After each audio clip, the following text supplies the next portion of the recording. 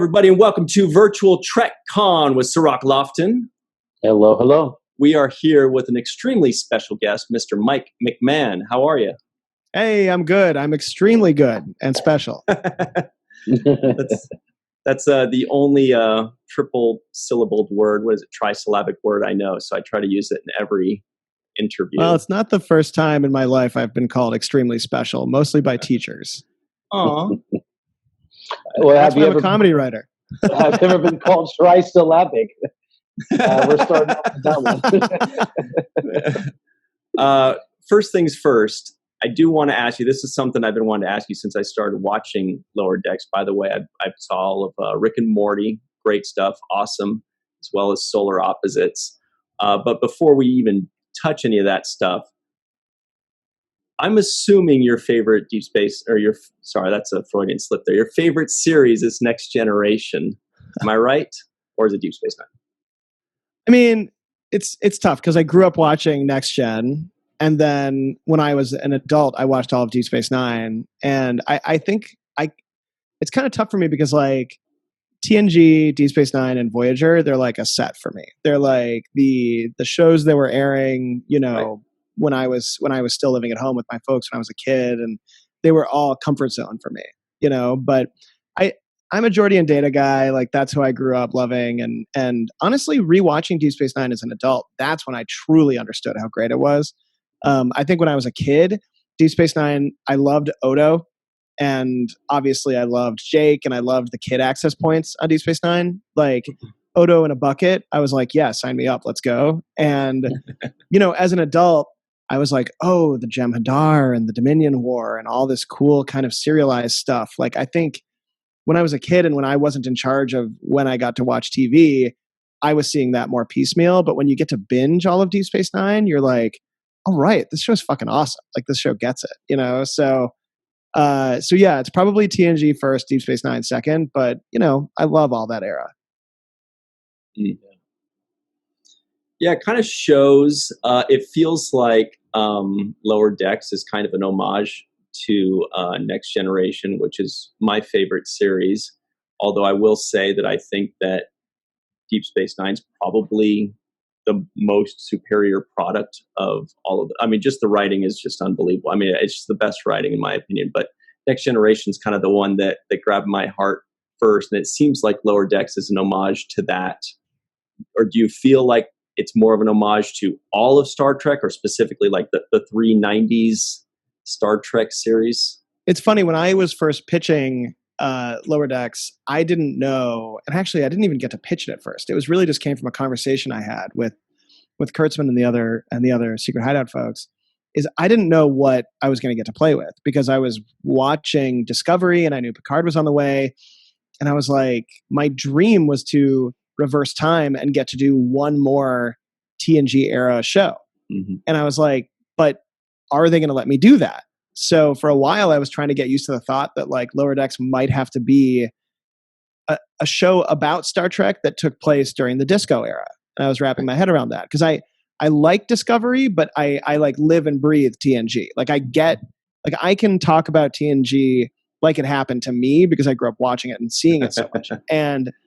And it felt like it would have been a little bit more of a challenge to do my own kind of version of Lower Decks in the Discovery era. But then, in conversations with them, when I found out that I got to create a new Starfleet ship in 2380 and that I got to use kind of some of the visual lexicon of that era and that kind of storytelling, like that, yeah, my first inclination was, what is my TNG ship? What feels like, on Lower Decks, the stars are the ensigns, right? And so for that to work, part of what's helpful is that the bridge crew is really recognizable because we're not spending a lot of time with them. Mm-hmm. So I wanted you to get from like 1,000 yards away what the bridge crew is all about, what the captain's like, what her first officer's like, what her head of security is like.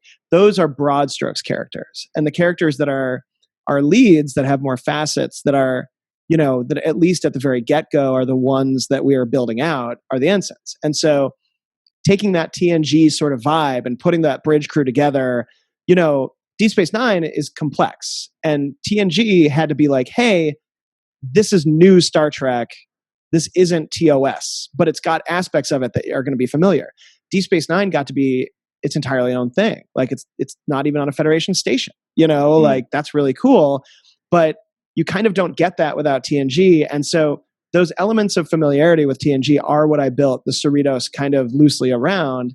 That being said, there's something that's so, like, we're constantly in the writer's room talking about how can we get onto Deep Space Nine? What's going to make sense? And we saw it for a second in a flashback this first season. We did. And I'm always like, I feel like Mariner would love Quark. Like, she would just get like totally. They would get blitzed and wake up somewhere and have to find their key. Like, there are entire movies about other people like Quark and Mariner could be trying to get to a White Castle or Dudes Where My Carring. You know what I mean? Like I feel like they would be to some extent simpatico. And, as we've been going, especially because it's hard for me to separate. I've got all of season 2 written as well, and that we're working on for Lower Decks. And the first season is kind of like, we're playing the hits. Like, let's do our trial episode. Let's do our version of a movie. Let's do a plague on the ship. Let's do all these things that I love that feel like familiar area for next gen stories. But then second season, we start to bridge into Deep Space Nine's type stories and Voyager type stories, and even like an Enterprise type story. Like, what's lucky for me comedically is that there's so much material to love and to dive into. That on another Star Trek show, on a dramatic Star Trek show, you look at all these 700 episodes of Star Trek, and it's kind of like, well, fuck, what the fuck are we supposed to do? Like, everything's been done. Wait, am I allowed to swear on this podcast, by the way? I think so. Oh, yeah. Cirroc's got a filthy mouth. Well, he's a reporter, But when you're writing a dramatic Star Trek, it's like, you don't want to tread territory that people have already seen, right? But for us, because we're looking at it from a different angle, those existing episodes become mythologically broad existing things for us to use and look at in a different way. And so first season, yes, it's a lot of TNG, but second season, we start to delve into other mythologically broad areas. And hopefully if we get picked up for more seasons, we'll just, we'll have all of this material that we keep getting to kind of explore and be like, well, what would the Lower Deckers have been doing during that? Well, I know, Ryan, you have a ton of questions, but I want to get it in there that, first of all, I love your show. Doing a fantastic job. Really one of the best first seasons of any Star Trek show. I mean, it gets right into it and it hits the ground running, in my opinion. So kudos to you. That's right. And Mike, I do want to say that Cirroc has said that before today. He actually publicly said about other shows. Only like 4 or 5 of them. Okay, good. But he did say it. I thought you had me going for a second. I thought he said that about Ted Lasso. About this show. No. I haven't seen as much Star Trek as you, and clearly that's evident by the body of work and the references that you make in the material. So that's one thing I think is really pleasant for the fans to have, is those little golden nuggets where they get to say, hey, he mentioned Worf, he mentioned this, he mentioned O'Brien. People like that. I also want to say, which character out of these characters do you feel like is the one that you like the most or represents you the most or is closest to you? Oh, that's interesting, because here's the thing is, like, I think I would love to say Mariner because she's awesome, and I just don't think I'm a Mariner, though. Every character to some extent. I mean, I worked in Hollywood, I guess, so to speak, for like 11 years before I got my first writing job. And I was writing at home all the time. I was getting people coffee. I was working as an assistant. I was a production assistant. I was a writer's assistant. Like, I did a lot of Lower Decks jobs before I started moving up and getting to do the kind of stuff I wanted to do. And I think it different, when you do something for a decade, you are different people. Like, you change as you go, as you're growing up and as you're experiencing different stuff, you're getting more experience. And I think to some extent, like, when I first started, I was attendee. Like, everything was amazing. There was literally, like, I was a PA at South Park and there was nothing that I had to do that sucked. Clean the bathrooms today? Fuck yeah, let's go. I'm at South Park, And then, for some of it, I was like Mariner, like, this is bullshit. I should do what I want. I can do this better. You have that kind of like bravado of youth that you think you have a better way of doing stuff. I know how to use Photoshop. Why are we using whiteout strips on this thing? Like, and then other times I was like Rutherford, where it's like you come into a room and you're brand new and you know how to use technology and you're learning the old way, but you're also bringing in the new way. And then probably, unfortunately, I'm the most like Boimler because I'm super excited to be there. I get in my own way. I talk a little bit too much. I know what I'm doing, but I get under my own feet a little bit. I trip myself up. And that you have to like Boimler, I had to find people like Mariner and like the other folks on the ship that you have to extend this trust. Like, it can't all be on you. You can't be your own worst enemy all the time. So I probably mostly like Boimler. I used to get made fun of at Rick and Morty that I loved working at Rick and Morty so much that they called me the ray of sunshine because I love sci-fi comedy. And that was from a group of comedy writers, a big diss on me.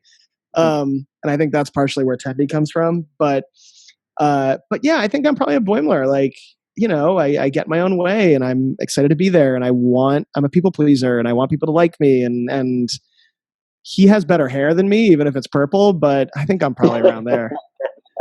Hearing you talk about the characters, it makes me think like, was there a character that you wanted to create, or one or two or three kinds of characters you wanted to create that you kind of just had to scrap? You had to whittle it down to the four main characters, or did you just have four characters in mind already and just kind of develop them?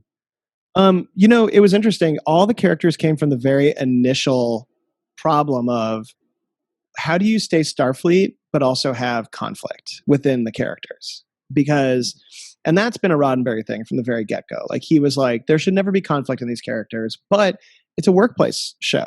It's a sci-fi show and it's about ethics and morals and exploration and personal truths and sci-fi truths and all this cool stuff. And yeah, sometimes like a glowing orb shows up and makes everybody want to fuck each other. But like at the very core, like, the thing that really attracts me to storytelling in Star Trek is how just wide-eyed supportive everybody is of everybody else. Just that from, you've got Data that's trying to be human, and you've got Worf who's trying to be Klingon and is maybe a little too human, and you've got all of these different characters. You've got Wesley and you've got O'Brien and you've got Sisko. You've got both Siskos, and it's all these characters are so supportive of each other that you have to add characters in what you might call like dramatic Star Trek, because I do comedy Star Trek, where it's like, oh, you have Quark and you have Odo, and it's like, I get why those two wouldn't get along. They're not Starfleet too, which is really helpful, right? And then you have like Bashir, who's got some sort of like secrets going on from his parents, and you start to build stuff out a little bit. But for me at the very beginning, I was like, I don't know how to do comedy unless there's at least some conflict going on with these characters. And what I personally really like to write is comedies where people want the same thing, but they go about it in different ways. So you have two characters that are like, wow, we really want to do Starfleet stuff, but I want to do it in my seat of my pants, breaking the rules, Mariner style, and Boimler wants to follow all the rules. And they're both kind of wrong, like if you're committing to this one way and that you're not flexible, then that's going to end up kind of, undermining you. And that's why those kind of conflicts work well against each other. And at the same time, they still feel Starfleet because, they still are trying to do their best and they're still being supportive. It's just they have almost scientifically different philosophies on how to get it done. Right. And so when I was building the characters out, I was like, okay, I know I need a Geordi and a Data. Like, that's Tendi and Rutherford. Like, they're not in a will they or won't they. They're like in a nerd they or won't they, because they love geeking out over the ship so much. And then, Boimler and Mariner, it's like Spock and Kirk if you don't know which one is which, right. Or it might even be like Kirk and Picard. Like, Mariner's kind of a Kirk and Boimler's kind of like a Picard before he got stabbed in the heart by Nausicaans, like he's kind of like a proto-Picard. Right, and that's Tapestry, ladies and gentlemen. Yes. Cirroc knows I'm always talking about that episode. We actually had one of our friends, Casey Shafsky, actually send me a Lieutenant Picard action figure. I got it right back there. Dope. So that's kind of our mascot right now. So That's an action figure that's the only time Picard had his real heart. That's a real throwback. And it's got meaning for life in that episode. Yeah. He says he doesn't want to be that guy bereft of, whatever he says. I just like that he said bereft. Anyway, please continue.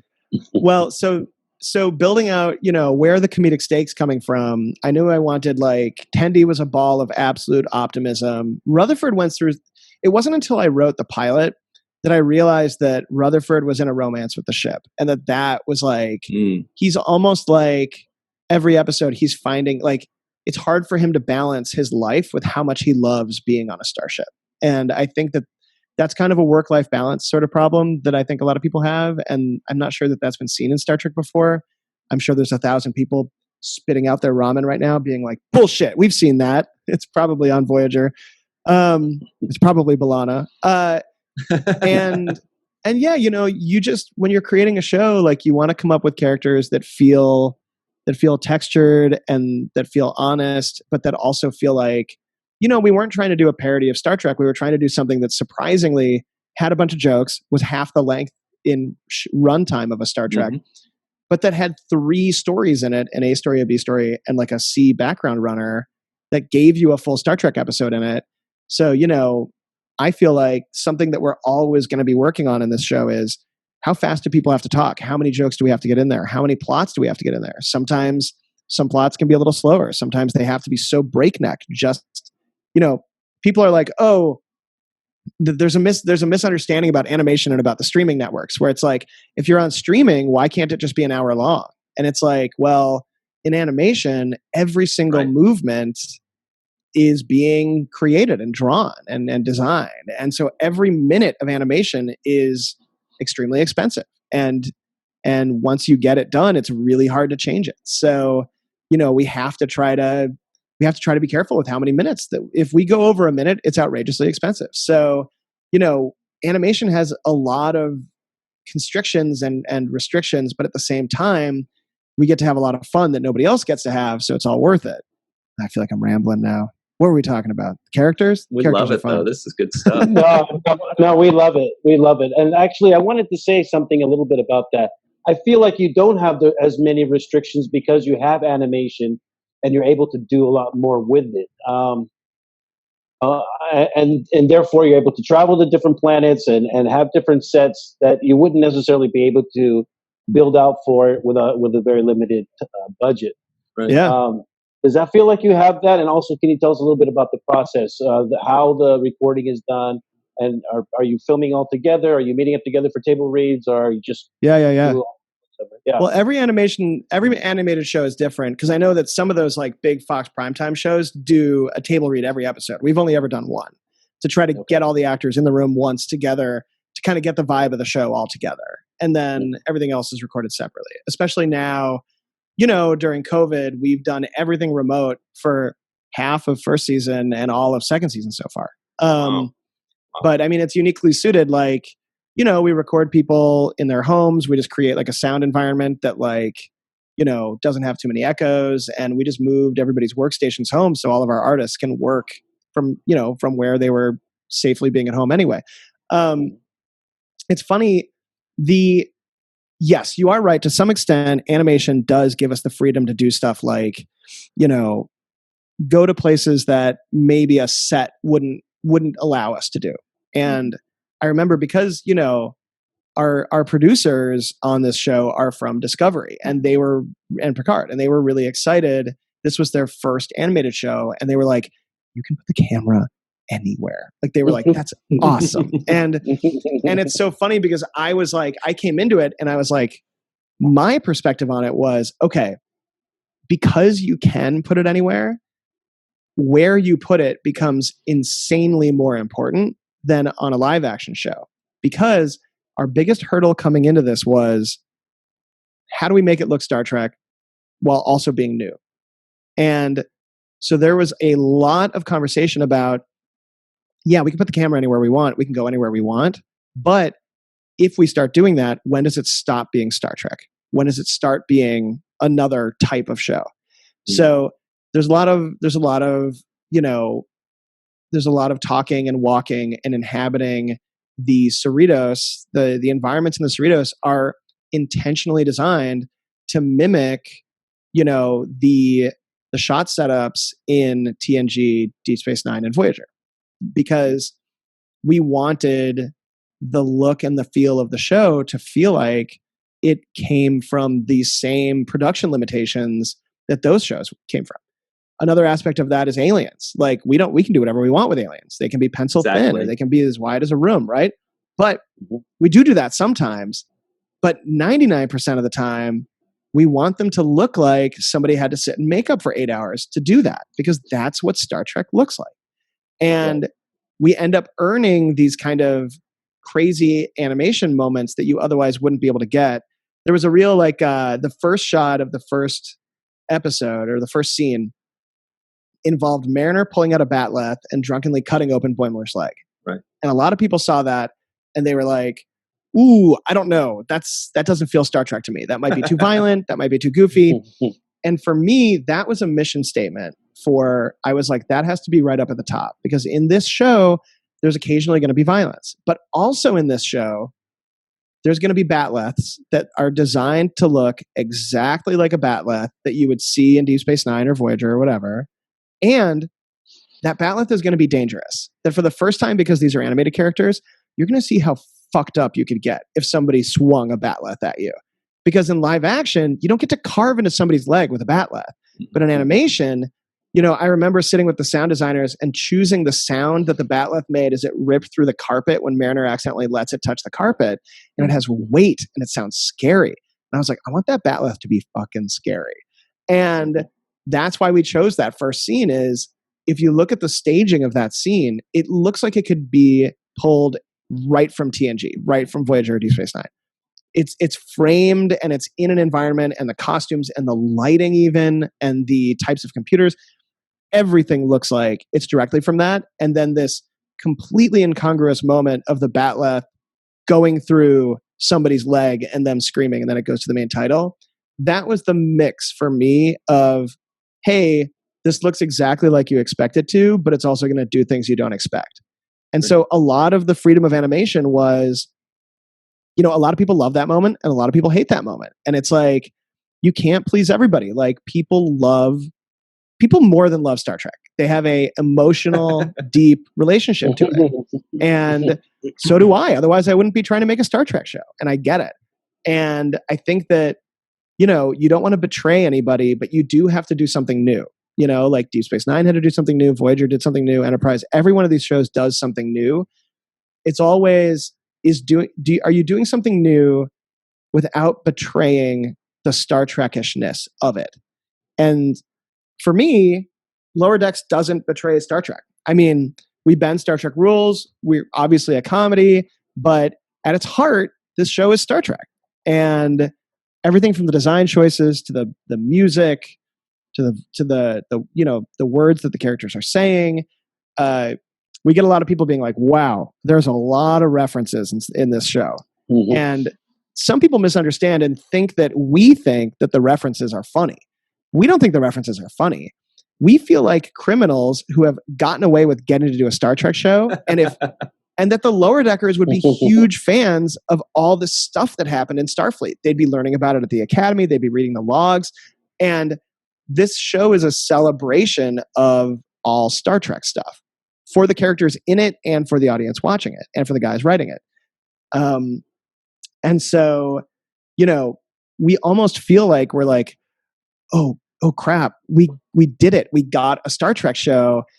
Let's have as much fun as possible in it. Like all these references for us, it's world building. Like these are animated 2-dimensional characters. How could they not be excited about Gorn? Like if they know everything about this ship, they would know everything about Starfleet. I think the one time we bend the rules is, I think it's really funny, and I'm sure a lot of people don't think it's funny, where the characters are referring to events in Starfleet by the episode names from other series. So like there's a character who's like, I'm half a rascal from the episode Rascals. But to me, it's kind of like, well, maybe there's logs that, maybe people titled their logs, or maybe it's like, it was something that was referenced. It feels like you can make, the episode title is diegetic because Star Trek fans love their titles, you know, and it just felt like getting something like that in there was fun to us. But anyway, the limitations of animation are definitely balanced out with making it feel like a real Star Trek. You know, your answers are so good that you give us like 10 juicy nuggets in every answer, and I want to jump on every one of them. So I'll just pick two very quickly. One is you mentioned the music. That theme song is... Oh, thank you. I love it. I love it. We love that. Yeah. There was so much thought put into that, and we really appreciate that. You really nailed it. Not just... Thank you. Not just... Well, Chris Westlake nailed it. He is... Right. He's a close friend of mine, a brilliant composer. He usually does features. And I begged him to work on Solar Opposites, and we had a blast. And then in Solar Opposites, there's this big movie episode that's like, it's a standalone episode. In the Wall, right? In the Wall. That's one of the best ever. Thank you. And we got a 60-person live orchestra for that wall, and it's all originally composed music. And then that was our blueprint for what the music on Lower Decks is like, because we also have a 60-person orchestra for every episode of Lower Decks. But then COVID hit, so we record them individually at their own homes and studios and then stitch it all together. So it sounds amazing, but the amount of work that's happening that makes it seem effortless is insane. I do love that theme song. I think it's the only Star Trek theme that has a chorus that comes in behind it that's like, that makes me laugh every time. I love it. Because there's like references to and homages to Star Trek in the theme song, and it sounds like its own. But anyway, you know why it's great, but so do we. It's amazing. It really came through, and people really like it. I know we do. But something you said earlier that I've really been wanting to ask, and it's kind of a left turn, but you just mentioned being a writer's assistant.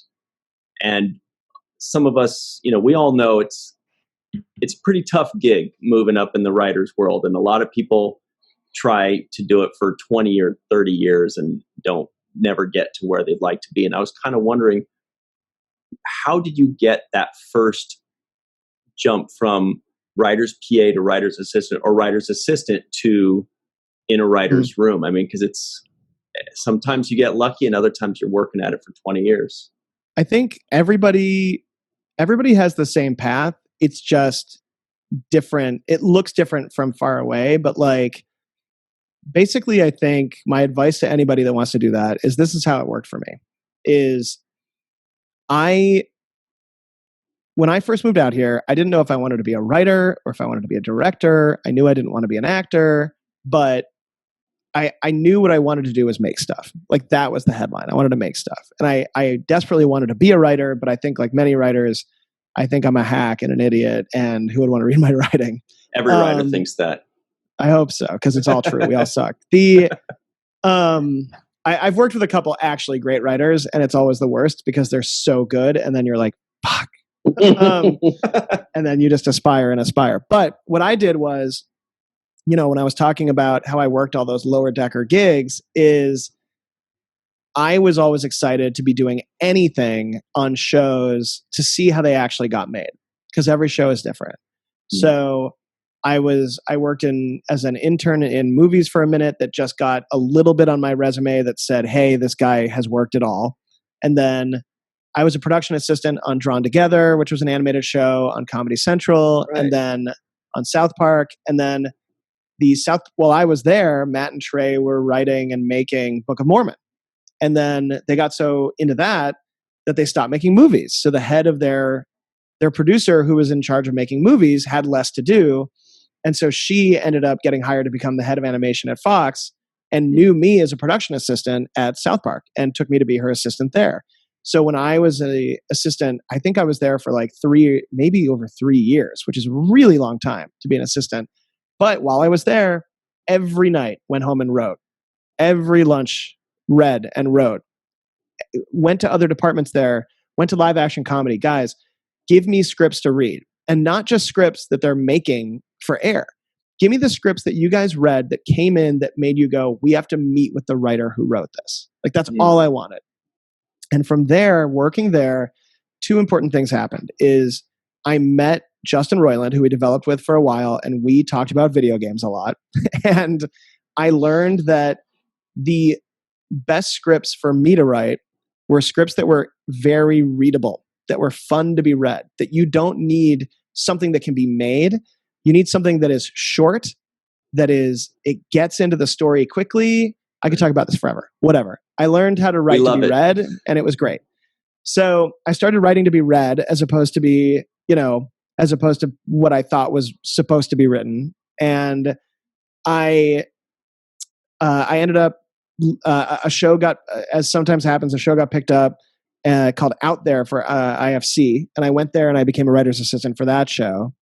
And then Rick and Morty that got the pilot picked up, and Adult Swim was picking up 2 scripts to be written to prove that Rick and Morty should be picked up to series. And they needed a writer's assistant. And so Justin emailed me and said, hey, watch this pilot. If you're into this, do you want to come and be our writer's assistant on this? It might only be a 2-week gig. So I watched the Rick and Morty pilot and I was just like blown away. Like that was my perfect pilot. And anytime somebody says that they don't like that pilot, I just want to shake them and be like, you don't know how hard pilots are. Like the Rick and Morty pilot so effortlessly is funny and sets up the tone and the dynamic of that show. I just lost my mind. Like I thought it was amazing. And so at the very beginning of Rick and Morty, it was Justin Roiland, Dan Harmon, Ryan Ridley, and me. And it was us sitting in a room every day, me taking notes, and occasionally like fearfully pitching a joke. And the 4 of us wrote the Lawnmower Dog episode and the Rick Potion number 9 episode, which is how the show got picked up and to full series. And then from there, I became writer's assistant on the full first season. And then I got to write an episode at the end of that season because I'd been, working with the guys long enough that they kind of recognized that I was a big sci-fi geek and a comedy geek and that I could do it. Second season, I got moved up. And then eventually by 4th season, I was showrunner because I just, I really got, I liked Dan and Justin's vision for the show, and I really liked writing the show. I really liked that stuff. And the only reason that I'm not still there, I think, is because I sold Solar Opposites and Star Trek at the exact same time. So then I concurrently, at one point, started staffing Star Trek. I was showrunning Rick and Morty and concurrently showrunning Solar. Solar shares basically a wall in the same office as Rick and Morty. And then I had to part ways with Rick and Morty to basically, we write Star Trek when Solar Opposites is being animated. And then when Star Trek is being animated, I write a new season of Solar Opposites. And it just goes back and forth like that. And I've been doing that for a couple of years now. But I think that so that's the long-winded Mike McMahon's talking too much version of it. But I think that the headlines for people out there are that you need to be working to some extent on the stuff you want to work on. And if you can't work exactly on that stuff, you need to work on stuff that you like, that's adjacent to it, or is from people who worked on stuff you liked before. Mm-hmm. Because what that will do is, the opportunities will come to you. You just have to make sure that you are prepared to grab them when they come. Because there was one moment I remember where somebody was like, hey, will you help us on this script? And I fucked it up. And they were like, yeah, no thanks. And I viscerally was like, I can never fuck that up again. That doesn't happen too often. And the going home and writing and the tons of reading, like the one note that I would ask for people and the one note that I'll give to people now is, this is the page I stopped reading on. This is the line I stopped reading on. And here's why. Because if somebody stops reading your script for any reason, then who fucking cares how great it is 10 pages later? Like they're just out, And so I started just trying to write scripts that you got all the way through, and that the worst note you could get was, I wouldn't mind if this was slightly longer. Like, great note, I'll write 3 more pages. And so, having your writing ready, figuring out what your voice as a writer is, which sounds impossible, but translated, that just means, what could you just sit down and write and never get sick of it? Like, what kind of stories do you like to write? And then being brave enough to be like, even like, there was a long time where people were like, stop writing shows that take place on spaceships, man. Like, what are you doing? Those are hard to make. And I kept being like, to them. Yeah, I was like, sorry, but they make me laugh. Like, that's what I like to do. And even to this day, my manager, loves telling the story where the first note she gave me on my first sci-fi script, she was like, "Why does this have to take place in a spaceship?" and she slowly just understood that, like, that's what gets me excited. So, I mean, it's corny, but like being true to what you like to do, learning from the people around you, working with people that are better than you, and then, not giving up and opening yourself to opportunities that you believe in. Like, nobody knew Rick and Morty was going to be awesome. Like, I knew when I saw that pilot, like, that really spoke to me. And I thought that I could help make it at least 1% better with my joy for it, And if you approach everything like that, turn down stuff that, like, if you're going to get a writer's assistant gig, like, you can get trapped in writer's assistant gigs too. Like, if you don't have joy for what you're working in. But lots of writing on your own, lots of writing that is made to be read, not as made to be produced, unless you're going to produce it on your own. And then Godspeed. I think that's awesome too. And then just working with people that you really respect, so that when the opportunities arise, those opportunities are coming from people that make the kind of stuff that you want to make. Awesome. Yeah. Cirroc, I know you got a question. We only have a few minutes left, but go ahead and hit them with it. Well, once again, kudos to you. I didn't realize you had so much experience and that you were actually earned your lower decks credentials yourself. So that's thank you, man. That's pretty amazing. That was field research. Yeah. I can write all those years off. Oh, it's great. It's great. So keep up the good work. We really like where you're going with this show. But I did want to say that just recently I spoke with a woman by the name of Kennedy, who has a show called Women at Warp, and she's a Black woman.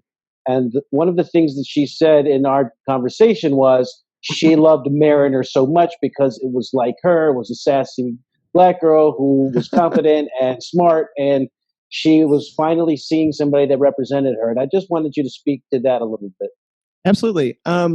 So the one thing I knew about the casting of this show was that it needed to not be bland. It needed to not be, it needed to be vibrant, whatever that meant. You know what I mean? And what that meant is when I was writing these characters, I didn't have anybody in mind specifically for them. And I didn't have any one kind of ethnicity or racial background to any of them. Like, I didn't know that Mariner was going to end up being Black until I met Tawny Newsome. Like, when we were casting Mariner, we were meeting with Asian actresses and Latinx actresses and Black actresses. And, I just knew that, I really wanted somebody that brought sort of a tone and a personality to it that felt like I would have to write up to them, not that I was writing it. Because, I'm about as white as they come. You know what I mean? Like, I do not bring that to it. I bring a lot of nerdiness to it. I bring a lot of passion, but I'm a pretty white dude. And when we auditioned Tawny Newsome, within seconds, she set the entire tone for the show. Like, she was the first person that we cast. She was the first person who, when she was rambling about, I said to her in the audition, I was like, hey, will you just ramble about things that you love from Star Trek The Next Generation? Her rambling became the end of the first episode. Nice. Like, that made it into that.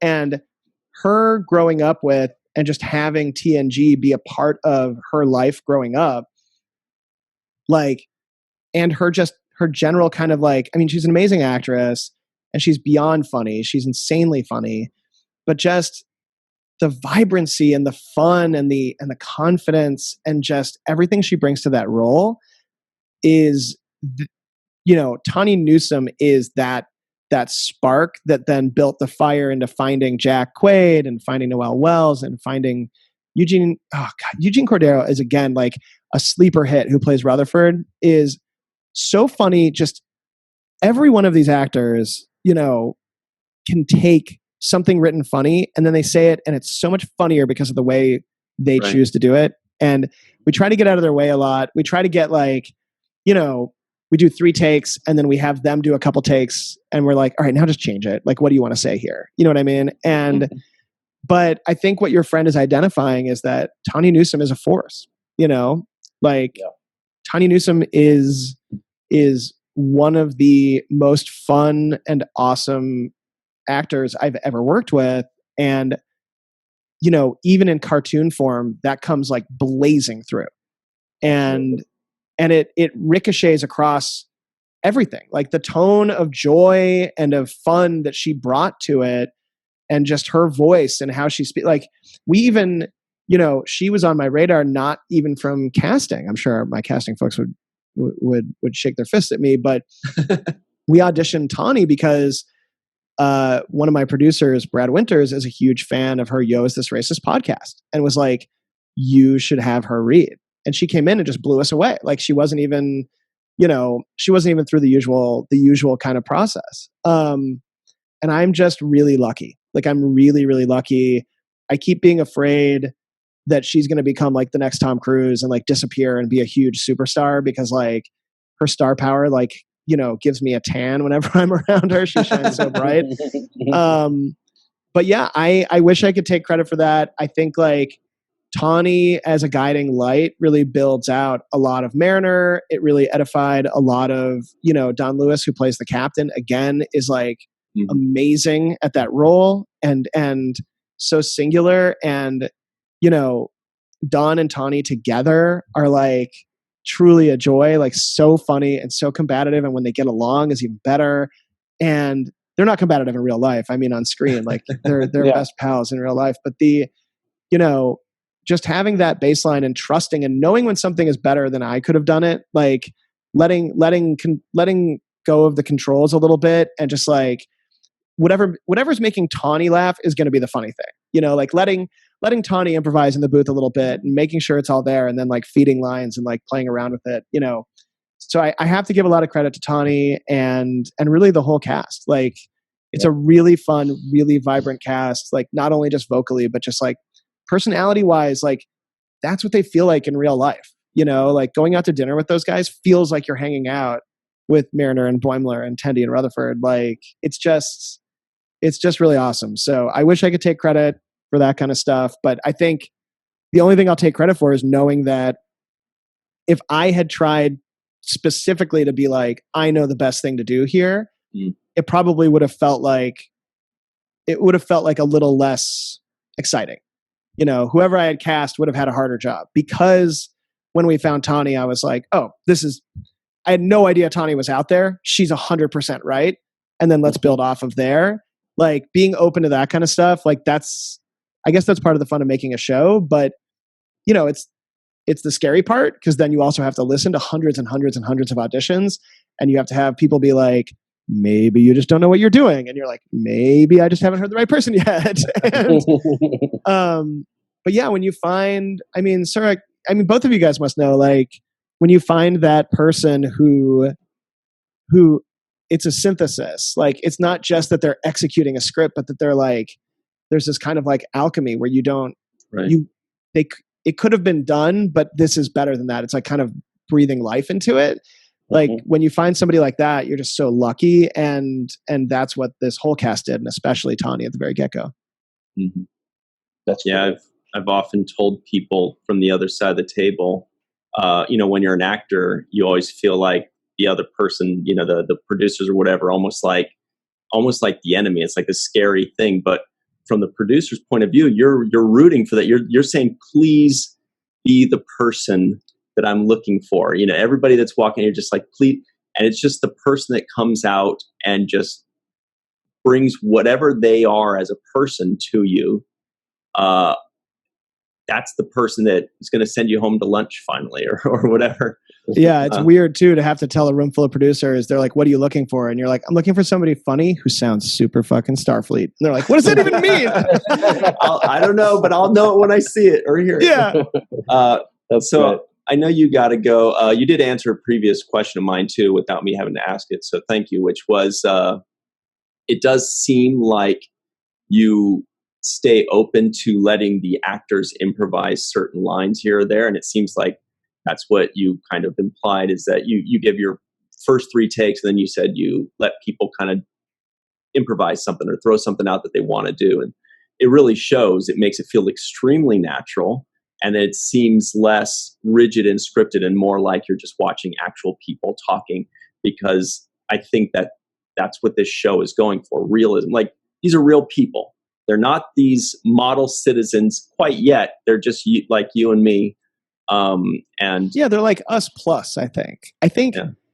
I didn't know this when I started, but then it made a lot of sense, is that I wanted to see, like, I think if you're a Star Trek fan, you're probably a good person.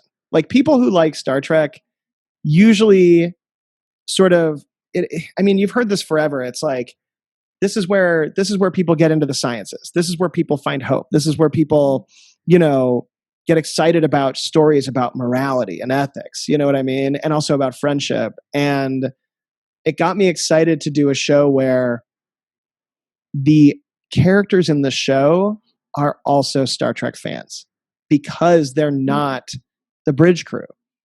And like I was saying about my, in quotes, my journey as a writer, but I only worked places where I was a fan. Like, when I was at South Park, when I'm putting printer paper into a printer, I'm not doing that because I love printers. Like, I'm doing that because I love laughing and watching South Park, and I want to be a part of it. And I really think that a lot of that attitude got into Lower Decks, where these characters love Starfleet, and they love the history of the Federation, and they might not love their day-to-day jobs, but they love being a part of the bigger story. They love being a little part of it, just being a part of it at all. And to different extents, like, clearly Mariner and Tendi are very different in how they view, their experiences. But I just, I really wanted that aspect of being a Trekkie to get into Star Trek. That felt like, if Deep Space Nine is about, being on a retrofitted Cardassian space station. By the way, so many times I have to tell my artists, guys, don't take design cues from Deep Space Nine. And they're like, why not? You don't like Deep Space? I'm like, I love Deep Space Nine, but it's not Federation shit. Like, and they know that now. They're great. But that wanting to get that feeling into the show felt like this is on a space station. Like, if you're going to do a Star Trek with actual Trekkies in it who love what they do, and they might not be the best of the best yet, but they're trying, and it is important to them. At a baseline, they're all the best. They are good people at heart. That aspect of this show is way more important to me than the idea that it's about the Lower Decks. I mean, there's an episode of TNG called The Lower Decks. That's my favorite. Like, that's one of the clearly best ever. My inspiration for this. You know what I mean? But that being said, well, that's the kind of baseline inspiration of, and there's been other Star Trek episodes, like there's a Voyager Lower Decks type episode, and you could even say that, like, Jake and Nog are Lower Decks. You know what I mean? Like, every Star Trek has kind of looked at that. But for me, it's, if we're going to do a comedy about Star Trek, let's put 4 characters that if you ran into them at a Star Trek convention, you would just be so pumped to, like, talk about the Warp Core with them. That's cool to them, because that's cool to us. And having a show that says, hey, your fantasy might be getting to serve on the Enterprise, but how about a show where we watch, like, where that actually gets to happen? Like, a fan of Star Trek in Star Trek, and that's what every day when we sit down to write this show, like, partially that's why it's so fun, is because we know the characters love being there. There's nobody that doesn't want to be doing that stuff. And then the stories get to, like, throw them for a loop and stuff. But yeah, that's really a joy for me. Really quickly, I know we got to go, but I just want to know really quickly, have you been to a Star Trek convention before? That was what I was going to ask. I was like, but we're out of time. I shouldn't ask him that. No, I can answer that. He does seem like the kind of guy that we would hang out at a Star Trek convention with. And you do feel like one of us so bad, so we'd love to know the answer. So growing up, my family was not very big on conventions. So I didn't get to go to a convention until I had enough money to pay for me to go to the convention. Part of it was that my mom was just like, did not understand that world at all. And then my dad, he had polio and couldn't walk. So, like, conventions were not great for him. I know a lot of people would say, there's him personally didn't love being stuck in the middle of a room where he couldn't get around as much, which I totally get. And so my first Star Trek convention was last year, to be there. Wow. and to promote and talk about Lower Decks to a room full of people that did not want to hear about a Star Trek cartoon. But I believe by the end of us talking about it, I took some writers with me and they were like, what do you want to talk about? And I was like, let's just get up there and tell them that we love this show and that we love Star Trek and it's going to be fun, And I didn't know, like I'd been to Comic-Con many, many times, partially because it's in San Diego and I'd go for work all the time. So it was like such a quick pop down there. But I had no idea what a party Trek Vegas was. That like awesome. Panels during the day, fine. World. Yeah, but then like everybody's just like I cannot wait for us to be able to see people in person again and go and just yell Qapla' and get trashed with Tawny and some Klingons. Like that sounds so fun. I just want to be around people who like Worf and my people, you know what I mean? Like I just like that baseline and just just like how inclusive the whole thing is and just how it's just so startling. You think you know what it's going to be like before you go. And it's so not like Comic-Con. Like I had no idea. Comic-Con feels like it's owned by the brands and Star Trek feels like it's owned by the fans. Like exactly. It's so cool.